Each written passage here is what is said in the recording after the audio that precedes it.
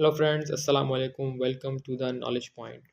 आज हम बात करेंगे डिटेल में पाकिस्तान के टेक्निकल न्यूक्लियर वेपन्स के बारे में और टैक्टिकल न्यूक्लियर वेपन्स के पेलोड को कैरी करने के लिए पाकिस्तान ने कौन कौन से मेजर्स लिए हैं। जब हम टैक्टिकल न्यूक्लियर वेपन्स की बात करते हैं तो टैक्टिकल न्यूक्लियर वेपन्स फर्स्ट जो है वो बनाए गए थे सोवियत यूनियन और यूएसए के अंडर, और ये बनाए गए थे कोल्ड वॉर जब चल रही थी। कोल्ड वॉर में जब अमेरिका और सोवियत यूनियन, जो कि अब रशिया बन चुका है, अब आ जाते हैं पाकिस्तान के टैक्टिकल न्यूक्लियर वेपन्स की तरफ। ये कहानी शुरू होती है 2002 के बाद, जब इंडियन पार्लियामेंट में एक अटैक हुआ था। और जैसा कि इंडिया करता है हमेशा की तरह, पाकिस्तान पे उसने ये इल्ज़ाम जो है वो धर दिया कि पाकिस्तान ने जो है वो ये हमला करवाया है। उसके बाद इंडियन जो मिलिट्री इस्टेब्लिशमेंट थी, उन्होंने अपने जो फ़ौजी डॉक्ट्राइन, पहले तो मैं आपको बताऊं फ़ौजी डॉक्ट्राइन क्या होता है। फ़ौजी डॉक्ट्राइन बेसिकली एक पूरी फॉर्मेशन, जो कि बैटल फॉर्मेशन होती है, जंगी हिकमत अमली होती है, उसका जो है वो एक ब्लूप्रिंट होता है। उसकी पूरी कार्रवाई किस तरीके से होगी, कैसे हमारी जो फोर्सेस हैं वो किस तरीके से ऑपरेट करेंगी, उसे फ़ौजी डॉक्ट्राइन कहते हैं। इंडिया जो है वो 1981 से जो है वो सुंदर जी डॉक्ट्राइन, जो कि उनके एक सुंदर जी उनके एक जनरल थे, उनके नाम पे उन्होंने ये डॉक्ट्राइन जो है वो रखा था, जिसमें 65 की आपको जंग याद है और 71 की जंग याद है। ये टोटली बेस्ड करती हैं सुंदर जी डॉक्ट्राइन पे। लेकिन इंडिया ने जब देखा कि ये सुंदर जी डॉक्ट्राइन काम नहीं आ रहा विद रिगार्ड्स टू पाकिस्तान, तो उन्होंने अपनी स्ट्रेटजी शिफ्ट की।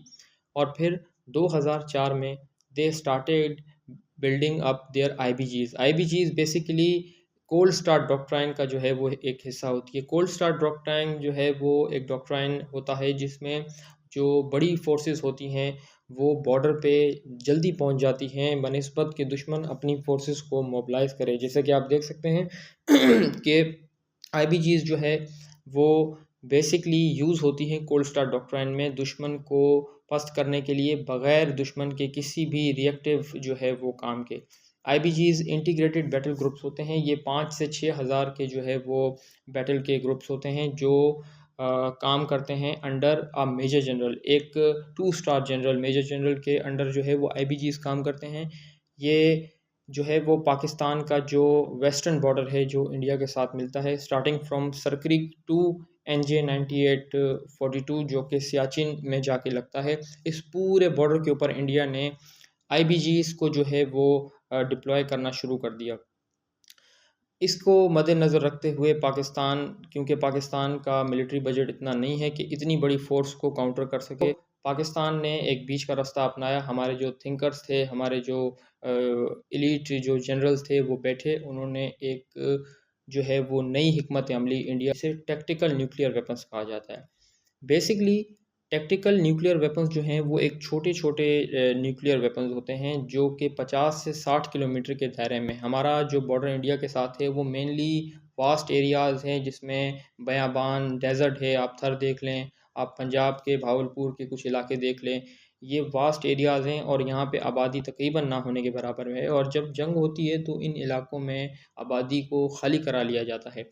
तो पाकिस्तान के जो थिंकर्स थे, जो जनरल्स थे, उन्होंने ये सोचा कि क्यों ना कोई ऐसा वेपन बनाया जाए जो कि ये जो आईबीजीज हैं, जो सबसे बड़ी प्रॉब्लम क्रिएट करती है किसी भी जंग में with regard to cold start, जबकि आपका दुश्मन आपसे 3 गुना बड़ा हो। इन आईबीजीज को रोकना एक आम इन्फेंट्री या एक आम आर्मर्ड कॉलम के लिए जो है वो बहुत मुश्किल होता है। पाकिस्तान का, जैसे मैंने आपको पहले बताया, पाकिस्तान का इतना बजट नहीं है कि वो इतनी बड़ी आर्मी को काउंटर करने के लिए, क्योंकि देखें फ़ोर्स को फ़ोर्स से ही जवाब दिया जाता है, फ़ोर्स को आप डिप्लोमेसी से जवाब नहीं दे सकते।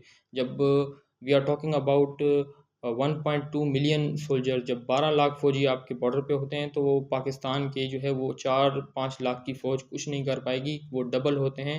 और फिर with regards to their air force, India की एयरफोर्स भी जो है वो जब साथ में आ जाएगी तो ये हमारे लिए एक प्रॉब्लम होगा। वैसे अल्हम्दुलिल्लाह पाकिस्तान की एयरफोर्स जो है वो किसी मुकाबले में जो है वो दुश्मन से कम नहीं। हमने 27 फरवरी को जो है वो दिखा दिया, उसके ऊपर भी इंशाल्लाह एक वीडियो आएगी। लेकिन एक अक्लमंद जो है वो हमेशा अपने दिमाग की सुनता है, तो दिमाग ये कहता था कि हमें भी कोई ना कोई एक काउंटर ऑफेंस चाहिए इसके लिए। तो टैक्टिकल न्यूक्लियर वेपन्स जो है वो इस पूरे गेम में आए। पाकिस्तान ने टैक्टिकल न्यूक्लियर वेपन्स को डिप्लॉय करना शुरू किया इंडिया के बॉर्डर के ऊपर। उन जगहों पे जहां हमें पता था कि इंडिया की आईबीजीएस का ज़्यादा ख़तरा है। इंडिया अभी भी आईबीजीएस के ऊपर काम कर रहा है और आप जानते हैं कि मशहूर ज़माना जो कि अब थे हो चुके हैं, जनरल बिपिन रावत, जो कि जिनका जो है वो MI-17 गिर गया था तमिलनाडु में, और वो अब जो है वो नहीं रहे, वो जा चुके हैं। ये इंचार्ज थे इस पूरे कोल्ड स्टार्ट जो है वो डॉक्ट्राइन के।